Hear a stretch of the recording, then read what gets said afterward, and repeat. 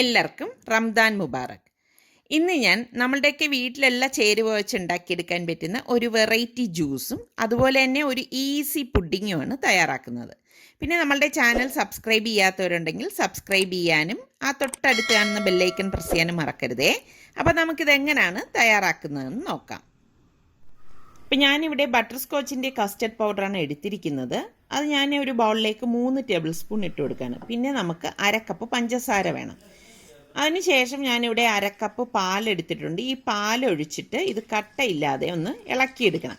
പിന്നെ custard powder എടുക്കുമ്പോൾ നിങ്ങൾക്ക് ഇഷ്ടമുള്ള കസ്റ്റർഡ് പൗഡർ എടുക്കാം കേട്ടോ. ഇഷ്ടമുള്ള ഫ്ലേവർ ഇതിലേക്ക് ചേർക്കാവുന്നതാണ്. അപ്പോൾ ബട്ടർ സ്കോച്ചൊക്കെ ആകുമ്പോൾ ഒരു വെറൈറ്റി ടേസ്റ്റാണ്. അപ്പോൾ ഇതിപ്പോൾ ഞാൻ കട്ടയില്ലാതെ നന്നായിട്ട് ഇളക്കിയിട്ടുണ്ട്. ഇതിലേക്ക് ഞാൻ 1/2 ലിറ്റർ പാലും കൂടി ഒഴിച്ചു കൊടുക്കുകയാണ്. എന്നിട്ട് എല്ലാം കൂട്ടിയിട്ട് നല്ലതുപോലെ ഒന്ന് ഇതുപോലെ യോജിപ്പിച്ചെടുക്കാം. 1/2 ലിറ്റർ പാലിൻ്റെ ആവശ്യമേ ഉള്ളൂ കേട്ടോ.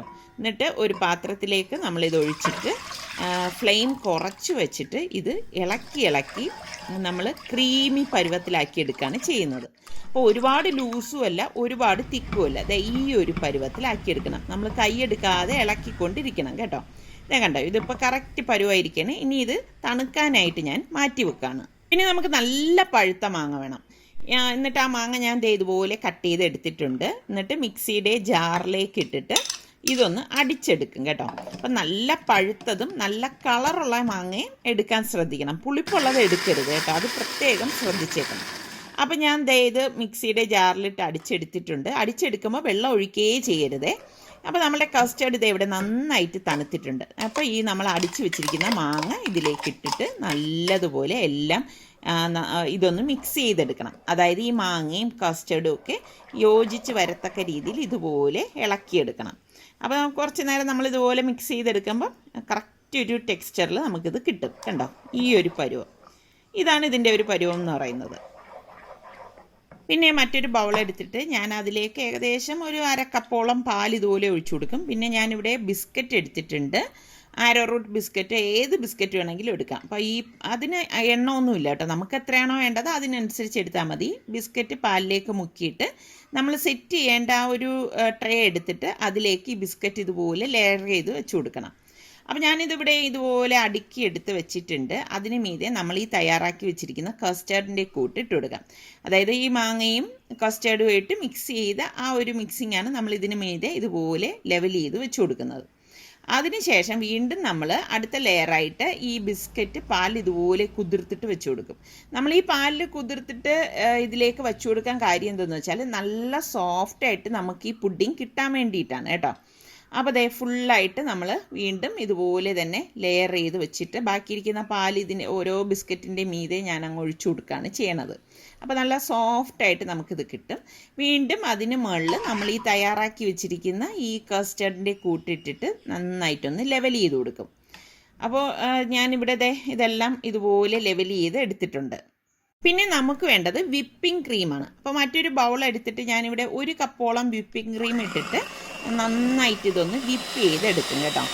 വിപ്പിംഗ് ക്രീം മസ്റ്റായിട്ട് വേണം കേട്ടോ, എങ്കിലേ നല്ല ഒരു ടേസ്റ്റ് ഉണ്ടാകത്തുള്ളൂ. അപ്പോൾ ഇതുപോലെ ഒന്ന് നമ്മൾ ഈ ഒരു പരുവത്തിൽ ഇതൊന്ന് വിപ്പ് ചെയ്തെടുക്കണം. നല്ലതുപോലെ വിപ്പ് ചെയ്ത ശേഷം നമ്മൾ ഈ വിപ്പിംഗ് ക്രീം ഈ കസ്റ്റർഡിൻ്റെ മീതെ ഇതുപോലെ വെച്ച് കൊടുക്കും. ഇതുപോലെ വെച്ചിട്ട് ഒന്ന് ഇതുപോലെ തന്നെ ഒന്ന് ലെവൽ ചെയ്ത് കൊടുക്കും. അപ്പോൾ ഇത് കുട്ടികൾക്കൊക്കെ എന്തായാലും ഇഷ്ടപ്പെടും കേട്ടോ.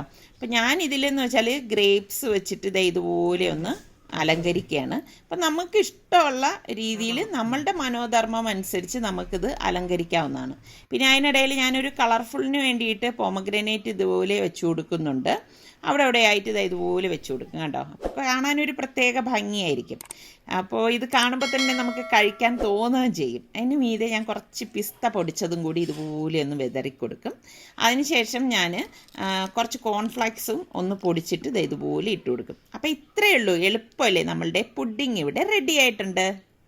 അപ്പോൾ ഈ പുഡിങ്ങിനി ഫ്രിഡ്ജിൽ വെച്ച് നന്നായിട്ട് തണുപ്പിച്ച ശേഷം മാത്രമേ സെർവ് ചെയ്യാവൂ കേട്ടോ. അപ്പോൾ നമുക്കിനി അടുത്തത് നമ്മളുടെ വെറൈറ്റി ജ്യൂസ് തയ്യാറാക്കാം. അതിന് വേണ്ടി ഒരു പച്ചമാങ്ങ വേണം. നല്ല പച്ചമാങ്ങയാണ് ഞാനിവിടെ എടുത്തിരിക്കുന്നത്. അതുപോലെ തന്നെ ഇതുപോലെ ഒരു പീസ് ഇഞ്ചിയും ഒരു പച്ചമുളകും വേണം. അപ്പോൾ ഈ മാങ്ങയും ഇഞ്ചിയും നമുക്ക് തോല് കളഞ്ഞിട്ട് എടുത്തിട്ട് വരാം. അപ്പോൾ മാങ്ങയൊക്കെ ഞാനിത് ഇവിടെ വൃത്തിയാക്കി എടുത്ത് കൊണ്ടുവന്ന് വെച്ചിട്ടുണ്ട്. ഇഞ്ചി ഇത്രയും വേണ്ടെങ്കിൽ ഇതിൻ്റെ പകുതി എടുത്താലും മതി കേട്ടോ. അതൊക്കെ ഓരോരുത്തരുടെ ഇഷ്ടത്തിനനുസരിച്ച് എടുത്താൽ മതി. അപ്പം മാങ്ങ ഞാൻ ദേ ഇവിടെ ചെറുതായിട്ടൊന്ന് കട്ട് ചെയ്തെടുക്കുകയാണ്. അപ്പോൾ കട്ട് ചെയ്തപ്പോഴാണ് മാങ്ങ കുറച്ച് വിളഞ്ഞ മാങ്ങയാണ്. അപ്പോൾ പഴുത്ത മാങ്ങ നിങ്ങൾ എടുക്കരുത് കേട്ടോ, പച്ചമാങ്ങ തന്നെ എടുക്കണം, അല്ലെങ്കിൽ ഇതുപോലെ വിളഞ്ഞ മാങ്ങ. എന്നിട്ട് നമുക്ക് ഈ ഇഞ്ചിയും ഇതുപോലെ ചെറുതായിട്ടൊന്ന് അരിഞ്ഞെടുക്കാം. അപ്പോൾ ഞാൻ ഇഞ്ചിയും പച്ചമുളകും മാങ്ങ എടുത്തിട്ടുണ്ട്. പിന്നെ നമുക്ക് മെയിനായിട്ട് വേണ്ടത് പുളിഞ്ചിക്കയാണ്. അപ്പോൾ ഇതൊരു 5 എണ്ണം വേണം. ഒരു 5 പുളിഞ്ചിക്ക. ഈ പുളിഞ്ചിക്കയൊക്കെ ഇപ്പോൾ ധാരാളം കായ്ച്ച് നിൽക്കുന്ന സമയമാണ് കേട്ടോ. ഉള്ളവർ ഇതുപോലെ ഉണ്ടാക്കിയെടുത്താൽ മതി. എന്നിട്ട് മിക്സിയുടെ ജാറിലേക്ക് നമുക്ക് ഇതെല്ലാം ഒരുമിച്ചിട്ട് കൊടുക്കാം. ഈ മാങ്ങയുടെ കൂട്ടത്തിൽ തന്നെ നമ്മൾ ഈ പുളിഞ്ചിക്ക ഇട്ട് കൊടുക്കുന്നുണ്ട് കേട്ടോ. അപ്പോൾ ഇതിലേക്ക് നമുക്ക് 1 കപ്പോളം പഞ്ചസാരയും അതേ കപ്പിൽ തന്നെ ഞാൻ ഇതിലേക്ക് 1 കപ്പോളം വെള്ളവും ഒഴിച്ചിട്ട് ആദ്യം ഒന്ന് അടിച്ചെടുക്കുകയാണ്. അപ്പോൾ നമ്മൾ ഇതിലേക്ക് ഇനിയും വെള്ളം ചേർത്ത് കൊടുക്കും. അതിപ്പോഴല്ല, പെട്ടെന്ന് അടിച്ചെടുക്കാൻ വേണ്ടിയിട്ടാണ് നമ്മൾ ആദ്യം കുറച്ച് വെള്ളം ഒഴിച്ച് ഇത് അടിച്ചെടുക്കുന്നത്. അടിച്ചെടുത്ത ശേഷം ഇതുപോലെ ഒരു ബൗളിലേക്ക് ഒരു അരിപ്പ് വെച്ചിട്ട് നമുക്കിതൊന്ന് അരിച്ചെടുക്കണം. ഇതുപോലെ അരിപ്പിൽ കൂടി അരിച്ച ശേഷം ഒരു സ്പൂൺ കൊണ്ട് ഇതുപോലെ ഒന്ന് താഴ്ത്തി കൊടുക്കണം. അതായത് അതിലെ സത്ത് മുഴുവൻ ഇറങ്ങാൻ വേണ്ടി. പിന്നെ നമുക്ക് വേണ്ടത് ഒരു നാരങ്ങയാണ്. എന്നിട്ട് ഈ ഒരു നാരങ്ങയുടെ നീര് ഇതിലേക്ക് പിഴിഞ്ഞൊഴിക്കണം. നാരങ്ങ മസ്റ്റായിട്ട് വേണം കേട്ടോ, എങ്കിലേ ഈ ഒരു ജ്യൂസിന് ടേസ്റ്റ് ഉണ്ടാകത്തുള്ളൂ. അപ്പോൾ ഞാൻ ഇതിലേക്ക് ഒരു നാരങ്ങ നീരും പിഴിഞ്ഞൊഴിച്ചിട്ടുണ്ട്. പിന്നെ ഇതിലേക്ക് നമുക്ക് 1 ലിറ്ററോളം വെള്ളം ഒഴിച്ചു കൊടുത്ത് ഇതൊന്ന് ഇളക്കിയെടുക്കാം. അപ്പോൾ നമ്മൾ ഈ സമയത്തൊന്ന് കുടിച്ച് നോക്കുമ്പോൾ നമുക്ക് മനസ്സിലാവും ഇതിലിനി എത്ര വെള്ളം ചേർക്കാൻ പറ്റും എന്നുള്ളത്. അപ്പം ഞാൻ ഗ്ലാസ്സിലേക്ക് ഒഴിക്കാൻ സൗകര്യത്തിന് ഇതുപോലെ ഒരു ജഗ്ഗിലേക്ക് ഒഴിക്കുകയാണ് കേട്ടോ. അപ്പോൾ ഗ്ലാസ്സിൽ സെർവ് ചെയ്യുന്നതിന് മുൻപ് ഞാൻ ഇതുപോലെ കുറച്ച് ഐസ് ക്യൂബ്സ് ചെറുതായിട്ട് പൊട്ടിച്ചെടുത്തത് ഈ ഗ്ലാസ്സിലേക്ക് ഇട്ട് കൊടുക്കുന്നുണ്ട്. ഇപ്പം നിങ്ങൾക്ക് തണുപ്പ് വേണ്ടാന്നുണ്ടെങ്കിൽ ഈ ഐസ് ക്യൂബ്സ് ഒഴിവാക്കാവുന്നതാണ്. പക്ഷേ ഇത് തണുപ്പിച്ചൊക്കെ കുടിക്കുമ്പോഴാണ് അതിൻ്റെ ആ ഒരു ശരിക്കും ടേസ്റ്റ് കിട്ടുന്നത് കേട്ടോ. പിന്നെ ഞാനിവിടെ ബേസിൽ സീഡ് കുതിർത്ത് വെച്ചിട്ടുണ്ട്. അപ്പോൾ അത് ഉണ്ടാക്കുന്നതൊക്കെ ഞാൻ ഇതിനു മുൻപത്തെ വീഡിയോയിൽ കാണിച്ചിട്ടുണ്ടല്ലോ. അപ്പോൾ അതിതുപോലെ നമുക്ക് ആവശ്യമുള്ളത് ഈ ഗ്ലാസ്സിലേക്ക് ഇട്ട് കൊടുക്കാം. ഞാനിവിടെ 2 സ്പൂൺ വീതം ഇട്ട് കൊടുക്കുന്നുണ്ട് കേട്ടോ. അതൊക്കെ ഇട്ടിട്ട് കുടിക്കുമ്പോൾ ഒരു പ്രത്യേക ടേസ്റ്റാണ്. അപ്പോൾ നമ്മളുടെ ജ്യൂസ് ഒഴിക്കുന്നതിന് മുമ്പ് നന്നായിട്ടൊന്ന് ഇളക്കി കൊടുക്കണം. ഇളക്കിയിട്ട് ഈ ഗ്ലാസ്സിലേക്ക് ഇതുപോലെ മെല്ലെ ഒഴിച്ചു കൊടുക്കണം. അപ്പോൾ ശരിക്കും പറഞ്ഞു കഴിഞ്ഞാൽ അതിങ്ങനെ ഈ ബേസിൽ സീഡും ഐസും ഈ ജ്യൂസും ഒക്കെ മിക്സായിട്ട് ഒരു പ്രത്യേക ഭംഗിയാണ് കേട്ടോ കാണാനായിട്ട്. എന്നിട്ട് ഞാൻ അതിന് മീതെ പുതിനയില വെച്ച് അലങ്കരിക്കുകയാണ്. ശരിക്കും പറഞ്ഞാൽ അടിപൊളി ജ്യൂസാണ് കേട്ടോ ഇത്. അപ്പോൾ ട്രൈ ചെയ്യാത്തവർ ട്രൈ ചെയ്ത് നോക്കിയിട്ട് എങ്ങനെയുണ്ടെന്ന് എനിക്ക് ഫീഡ്ബാക്ക് തരണേ. അപ്പോൾ ഞാൻ ഇതുവരെ പോസ്റ്റ് ചെയ്തിരുന്ന ഇഫ്താർ റെസിപ്പീസൊക്കെ നിങ്ങൾക്ക് എല്ലാവർക്കും ഇഷ്ടമായെന്ന് വിശ്വസിക്കുന്നു. ഇഷ്ടമായിട്ടുണ്ടെങ്കിൽ നിങ്ങൾ സബ്സ്ക്രൈബ് ചെയ്യാത്തവരുണ്ടെങ്കിൽ സബ്സ്ക്രൈബ് ചെയ്യാനും ലിങ്ക് നിങ്ങളുടെ ഫ്രണ്ട്സിനൊക്കെ ഷെയർ ചെയ്യാനും ഒന്നും മറന്നു വരുത് കേട്ടോ. അപ്പോൾ ഇനി നമുക്ക് അടുത്ത് നല്ല റെസിപ്പിയുമായി വരുന്നത് വരെ എല്ലാവർക്കും ഒരിക്കൽ കൂടി റമദാൻ മുബാറക്.